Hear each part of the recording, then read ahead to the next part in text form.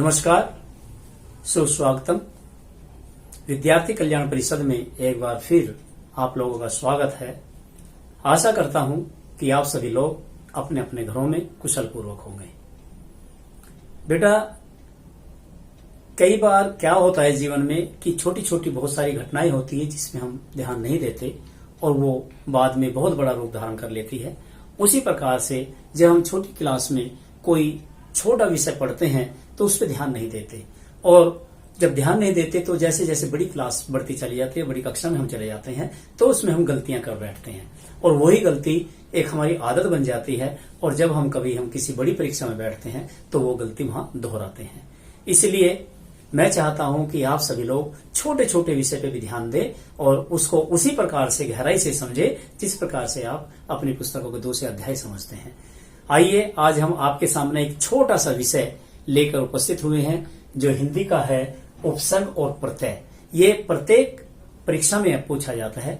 कक्षा 6 से लगभग शुरुआत इसकी हो जाती है और आगे जब भी आप 8वीं में जाते हैं, 10वीं में जाते हैं, 12वीं में जाते हैं या ग्रेजुएशन करते हैं, इसके अलावा जब भी आप आगे बड़ी परीक्षाओं की तैयारी करते हैं तो भी ये वहां पे आते हैं। एक एक दो दो नंबर के होते हैं, लेकिन बड़ी अहमियत होती है। कक्षा 9 में जब आप जाओगे तो 9 में आप देखोगे कि ये जो है 2-2 नंबर के हैं, और कक्षा 8 में, कक्षा 7 में और कक्षा 6 में तो आप लोग पढ़ ही रहे हैं। तो इस प्रकार से ये एक ऐसा विषय है जो छोटा तो है लेकिन है बड़ा खास। अगर हमको 100% अंक लाने हैं तो हमें इनको बड़ी निकट दृष्टि से इसको समझना होगा और इसको समझ करके जब आगे हमें चलना होगा। तो आज हम शुरू कर रहे हैं उपसर्ग और प्रत्यय में। इसका पहला पार्ट है उपसर्ग। तो सबसे पहले हम उपसर्ग को देखते हैं कि उपसर्ग है क्या। पहले इसको समझेंगे, फिर इसकी परिभाषा देखेंगे, फिर उसके बाद देखेंगे कि ये कितने प्रकार के हैं और फिर प्रत्येक प्रकार पे हम चर्चा करेंगे।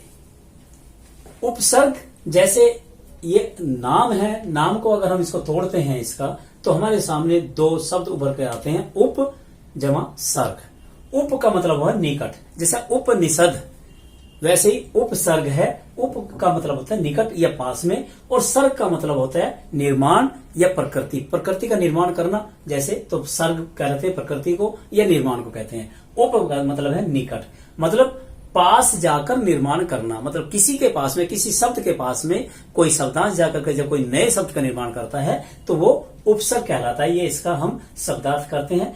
अगर हम इसकी सही तरीके से परिभाषा देखते हैं तो उपसर्ग क्या है? उपसर्ग वे शब्दांश जो शब्द से पहले लगकर उसके अर्थ को बदल दें या उसके अर्थ में परिवर्तन ला दें, उपसर्ग कहलाते हैं। शब्द और शब्दांश, ध्यान दीजिए, शब्द जो पूर्ण रूप से है, जो इसका कोई अर्थ निकलता है, जिसका कोई सार्थक अर्थ निकलता है, वो शब्द होता है। और उपसर्ग केवल शब्दांश हैं, शब्दों के अंश हैं। तो वे शब्दांश जो किसी शब्द से पहले लगकर उसके अर्थ में परिवर्तन कर दे, उसके अर्थ को बदल दे, उसे कहते हैं उपसर्ग। जैसे पुत्र एक हमारे पास में शब्द है और उसके एक शब्दांश हम लेते हैं सु, तो सु जमा पुत्र कर दें तो हो जाएगा सुपुत्र। ऐसे ही अगर हम सु की जगह कु लगा दें तो क्या हो जाएगा? कु जमा पुत्र कुपुत्र हो जाएगा। तो इस प्रकार से उसका जो अर्थ है वो बदल जाएगा। पुत्र तो पुत्र बेटा होता है, लेकिन सु लगा दिया तो अच्छा बेटा और कु लगा दिया तो बुरा बेटा। तो इस प्रकार से बेटे के अर्थ में परिवर्तन कर दिया किसने? एक सु ने या कु ने। तो ये क्या है? ये उपसर्ग है। उपसर्ग की परिभाषा समझने के उपरांत, ये उपसर्ग है, उपसर्ग की मैंने परिभाषा आपको बता दी। इसके समझने के उपरांत हम देखते हैं कि उपसर्ग के कितने प्रकार होते हैं। तो हिंदी में मुख्य रूप से 4 प्रकार के उपसर्ग होते हैं। कितने प्रकार के होते हैं? 4 प्रकार के। जो हमारी भाषा हिंदी है उसमें 4 प्रकार के उपसर्ग बताए गए हैं। पहला है संस्कृत उपसर्ग, दूसरा हिंदी उपसर्ग, तीसरा उर्दू या फारसी उपसर्ग, और चौथा अव्यय उपसर्ग। अव्यय जो है, जो उपसर्ग की तरह काम करते हैं, उसे अव्यय उपसर्ग कहते हैं। अब सबसे पहले मैंने आपको बताया संस्कृत उपसर्ग। सबसे पहले इस पे देखते हैं कि संस्कृत के जो उपसर्ग हैं वो कैसे कैसे हैं। कि हमारी जो भाषा हिंदी है, हिंदी की जो उत्पत्ति हुई वो संस्कृत से हुई है। अर्थात जो संस्कृत के कुछ ऐसे शब्द हैं जो सीधे के सीधे इसमें आ गए हैं, हिंदी में आ गए हैं, तत्सम उनको शब्द कहते हैं। और लेकिन उसमें जो उपसर्ग हैं जब वो उसमें लगते हैं तो वो हिंदी में भी काम करते हैं। जैसे प्र का मतलब होता है अधिक। प्र जब हम किसी शब्द के आगे लगा देते हैं, ये एक शब्द है हमारे पास में बल, बल एक शब्द है और प्र इसके साथ में हमने प्र उपसर्ग को हमने जोड़ा तो क्या हो गया प्रबल, अधिक बल। जैसे मैंने प्र का मतलब लगाया अधिक, तो बल तो ताकत है ही है, लेकिन प्र अगर लगा दिया तो प्रबल हो गया, अधिक ताकत, जोर से, बहुत ऐसा बल लगाओ जोर से, ताकतवर जो आदमी लगाता है तो प्रबल हो गया। अगला मैंने इसमें जैसे प्रा का मतलब उल्टा या पीछे। अब प्रा शब्द मैंने ये लिया, प्रा उपसर्ग जो है ये मैंने लिया, उपसर्ग है प्रा, और इसके आगे जय एक शब्द है, जय का मतलब है विजय, जीत। तो जब हम जय के आगे प्रा लगा देंगे तो क्या हो जाएगा पराजय। पराजय क्या होगा, एकदम उल्टा होगा, जय का उल्टा क्या होता है पराजय। तो उपसर्ग लग करके ये शब्द जो है उलट गया, अर्थात जीत जो शब्द था वो हार में बदल गया। तो इस प्रकार से परापसर्ग। फिर आगे जैसे इसमें प्री का मतलब चरोर, परिक्रमण, परिभ्रमण आदि हमारे पास में शब्द आते हैं, तो उसको प्री लगा देते हैं। उसके बाद में मैंने आपके शब्द में प्रति का मतलब प्रत्येक, प्रति का मतलब है प्रत्येक, मतलब प्रत्येक दिन, प्रतिदिन, प्रतिवर्ष, इस तरह के शब्द इसे प्रति से बनाते हैं। उसके बाद में हमारे पास में एक उपसर्ग है अ का मतलब होता है अभाव, जहां किसी चीज की कमी होती है। तो एक शब्द लिया हमने धर्म, तो अधर्म जो है, धर्म आपको पता है अच्छाई को कहते हैं धर्म, लेकिन धर्म से पहले अगर अ लग गया तो क्या हो गया अधर्म, और अधर्म क्या है, बुराई का प्रतीक है। अधर्म जो है वो धर्म का उल्टा हो गया, अर्थात धर्म की जहां कमी है वो क्या है अधर्म है। आ का मतलब तक, जैसे आजीवन, आमरण, आमरण अनशन सुना होगा, मरने तक हमने वो अनशन किया, वो हड़ताल हमने की है कि हम मरने तक डटे रहेंगे, भूख हड़ताल पे कर बैठ गए हैं और आमरण अनशन हमने कर दिया। तो आ जमा मरण आमरण।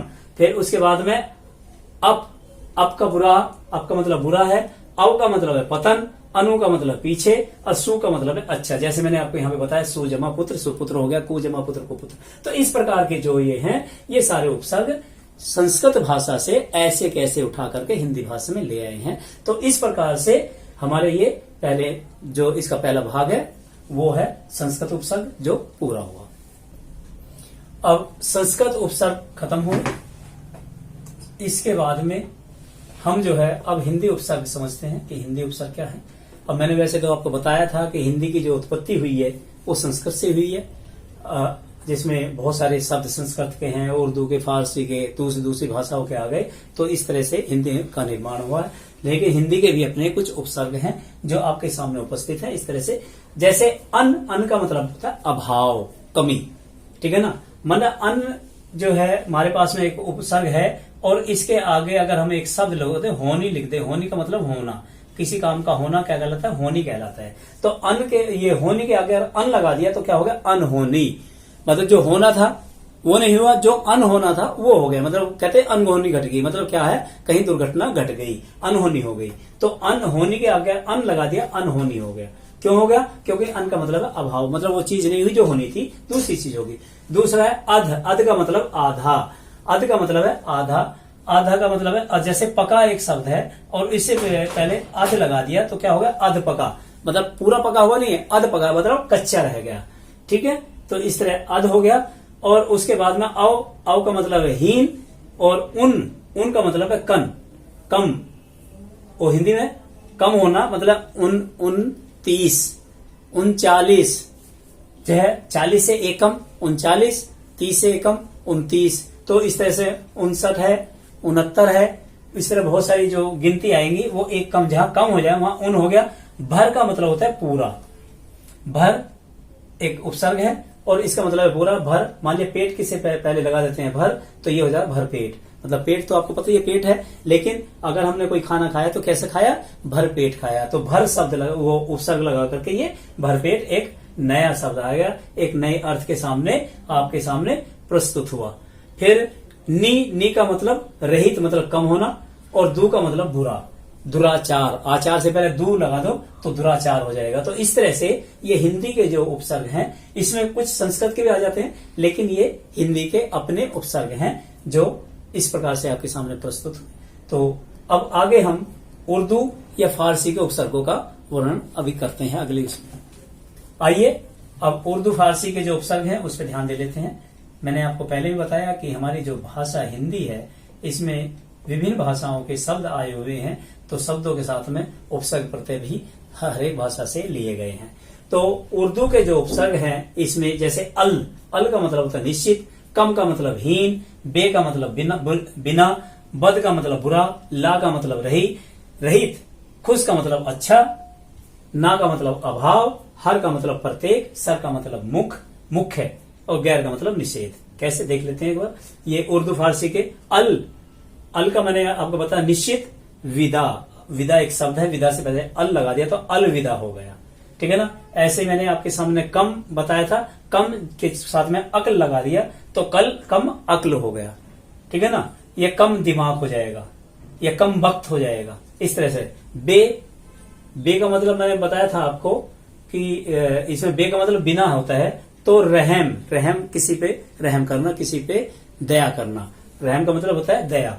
तो अगर हम बे लगा दे तो क्या हो जाएगा, बेरहम हो जाएगा, मतलब जिसके अंदर दया ना हो, एकदम उलट गया। बे ये उपसर्ग लग करके क्या हो गया कि रहम शब्द उलट गया और वो बेरहम हो गया।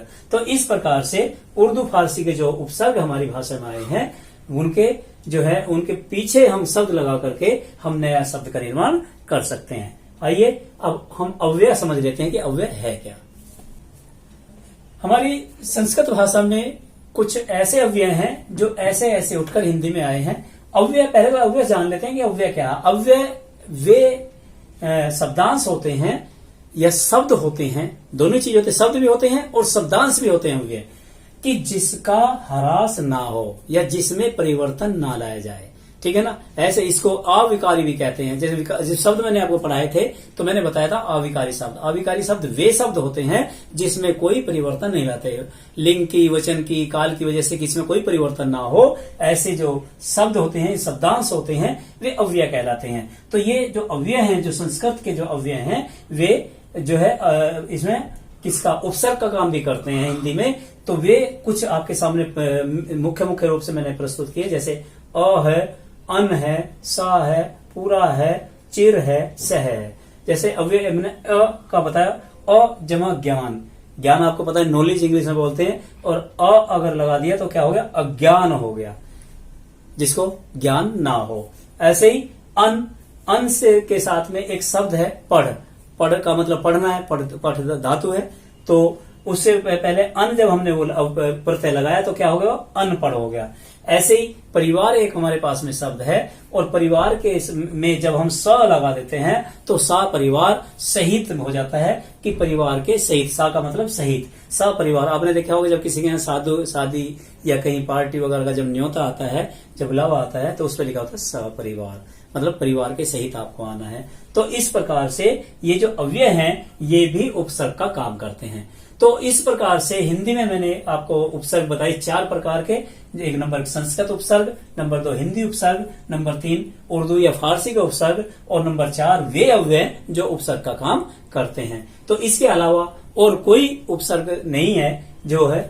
और आप अगर इसको ये आपकी अगर समझ में आ गए तो मैं समझता हूं कि आप किसी भी उसको अच्छी तरह से हल कर लोगे। प्रश्न कैसे पूछा जाता है, प्रश्न ये है कि कई बार क्या होता है कि जैसे सपरिवार एक शब्द दे दिया, हमारे पास में आ गया सपरिवार, कि इसका उपसर्ग हटा करके शब्द बताइए कि उपसर्ग क्या है इसमें, स और शब्द है परिवार। तो सपरिवार को हम तोड़ करके जब तोड़ते हैं, जैसे संधि को तोड़ते हैं, संधि विच्छेद करते हैं, वैसे ही उपसर्ग को जब हम अलग करके लिखते हैं तो जमा का निशान बीच में लगा देते हैं। तो इस तरह से सा जो है उपसर्ग है और परिवार इसका शब्द है, ये ध्यान रखें। और एक बात का विशेष ध्यान रखें कि कई बार क्या होता है कि उपसर्ग दिया होता है और उससे उल्टे सीधे आप लोग शब्द बनाते हैं।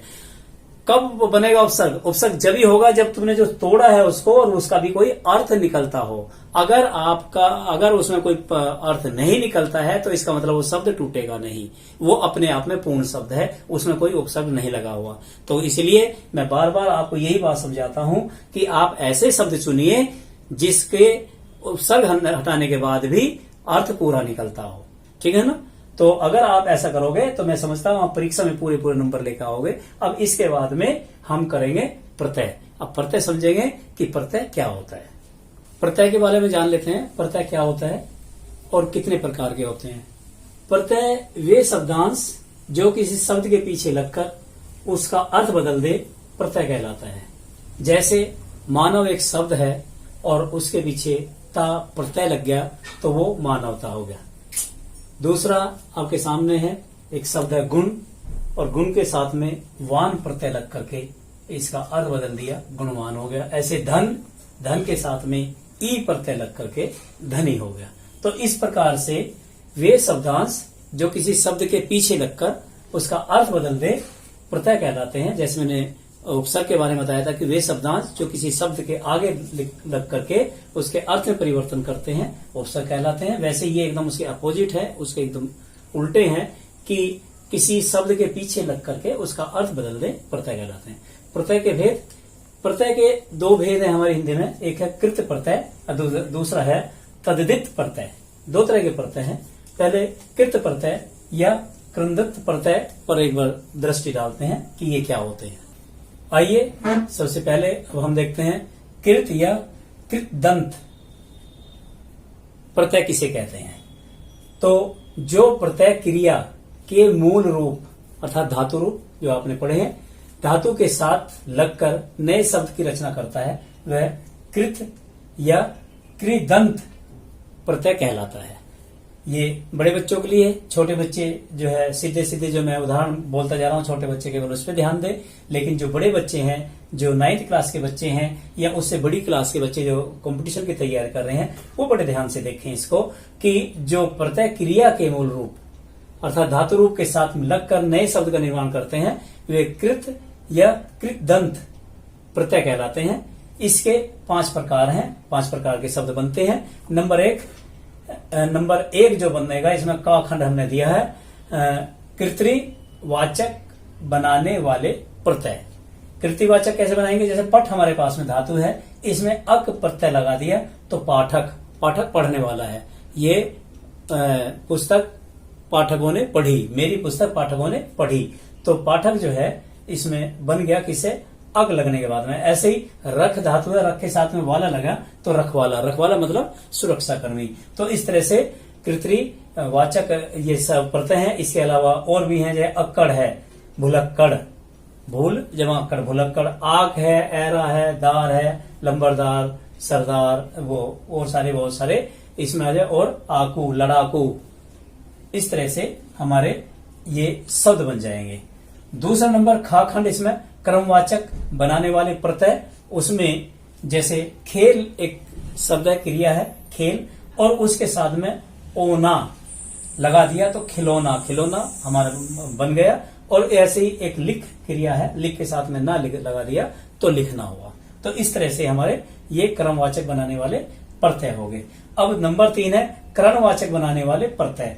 करणवाचक जो करण होते, कर्ता क्रम करण आपने पढ़ा होगा। तो जो है इस तरह से इसमें झाड़ते हैं, किसी काम सफाई करते हैं तो झाड़ आता है, झाड़ के साथ में अन लगा दिया तो झाड़न हो गया। ढक, ढक के साथ में ना लगा दिया तो ढकना हो गया, करना हो गया, पीना हो गया। तो बहुत सारे इस तरह से करणवाचक बनाने वाले प्रत्यय हैं। नंबर 4 है भाववाचक संज्ञा बनाने वाले प्रत्यय। कैसे, कौन कौन से है? चल एक धातु है, धातु के साथ में अन लगा दिया तो चलन हो गया, ये चीज चलन में है। ऐसे ही उड़ जमा आन, उड़ान, उसने पक्षियों ने उड़ान भरी, ये वो लंबी जो है उड़ान वाला पक्षी है। इस तरह से हम बोलते हैं। रट जमा अंत, रटंत, रटंत विद्या बोला जाता है, विद्या को रटंत कहते हैं, ये रटंत है। और नंबर 5 और आखिरी है विशेषण बनाने वाले प्रत्यय। कि विशेषण किसी शब्द का अगर हम क्रिया किसी का विशेषण बनाते हैं तो कैसे? जैसे कृपा है, कृपा के साथ में आलू लगा दिया तो क्या हो गया? कृपालु। झगड़ा, झगड़े के साथ में आलू, झगड़ालू। अड़ जमा ईयल, अड़ के साथ में ईयल हमने लगा दिया तो अड़ियल। तो इस तरह से ये विशेषण बनाने वाले प्रत्यय हैं। तो इस तरह से जो है कृत प्रत्यय जो है हमारे पास में 5 प्रकार के हैं और 5 का आपके सामने वर्णन किया। अब हम जो इसका दूसरा भाग है तद्धित प्रत्यय, अब इस पे हम चर्चा करेंगे। अब तद्धित, ता और दा आधा है, धित मिलकर के तद्धित प्रत्यय हुआ। तो कौन से होते हैं? कि संज्ञा, सर्वनाम और विशेषण शब्दों के अंत में जुड़कर जो नया शब्द बनाते हैं। इसमें मैंने क्या कहा था? क्रिया शब्द में जो जिसके जो क्रिया है उसके साथ, इसमें मैंने बताया संज्ञा, संज्ञा आपके पास में, सर्वनाम है, विशेषण है और क्रिया विशेषण भी है। लेकिन मैंने बताया कि संज्ञा, सर्वनाम और विशेषण शब्दों के अंत में जुड़कर जो नया शब्द बनाते हैं उसको तद्धित प्रत्यय कहते हैं। अब 3 प्रकार के प्रत्यय मैंने आपके सामने ये रखे हैं। नंबर 1, संज्ञा से संज्ञा बनाने वाले। एक संज्ञा तुम्हारे शब्द है, तुम्हारे पास में है और उससे संज्ञा ही बनेगी। जैसे चिड़ा जमा इया, चिड़िया बन गया, सिर्फ लिंग बदला है इसमें और चिड़िया बन गई। चिड़ा पुल्लिंग है और चिड़िया स्त्रीलिंग है, लेकिन संज्ञा से संज्ञा बनी। ऐसे चोर जमा ई, चोरी, ठीक है। ऐसे सांप जमा एरा, सपेरा। सांप भी जो है संज्ञा है और सपेरा भी संज्ञा है। तो संज्ञा से संज्ञा बनने वाले प्रत्यय ये जो है पहला खंड है। दूसरा, विशेषण से संज्ञा, कि विशेषण है और उससे संज्ञा बनाए तो कैसे बनाएंगे? जैसे काला जमा पन, कालापन।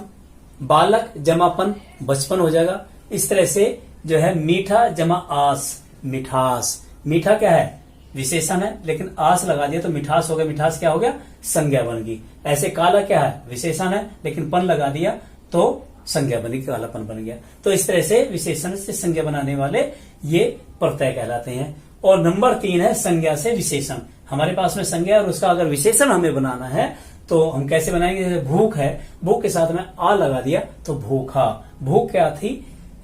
संज्ञा थी और आ लगा दिया तो भूखा हो गया। ऐसे रस शब्द है हमारे पास में और ईला लगा दिया तो रसीला। गर्व शब्द है, गर्वीला हो जाएगा, ठीक है। इस तरह से बहुत सारे जो शब्द हैं जो संज्ञा से विशेषण बनाने वाले हैं। तो इस प्रकार से 2 तरह के मैंने तुम्हारे सामने प्रत्यय रखे हैं, एक कृत प्रत्यय और दूसरा तद्धित प्रत्यय। इनके तुम्हारे अलग अलग उदाहरणों के द्वारा आपको मैंने बताया। इसके अलावा क्या होता है कि कई बार एक शब्द ऐसा आ जाता है कि उसमें एक से अधिक प्रत्यय होते हैं, तो उसको हम कैसे करें? जैसे बच्चा है, बच्चा जमा पन जमा आ, बचपना। एक शब्द दे दिया तो उसमें 2 प्रत्यय आए हैं, बच्चा जमा पन जमा आ, तो ये क्या है? बचपना। इसमें 2 प्रत्यय हैं। ऐसे बुद्धि जमा मान जमा ई, तो बुद्धिमानी।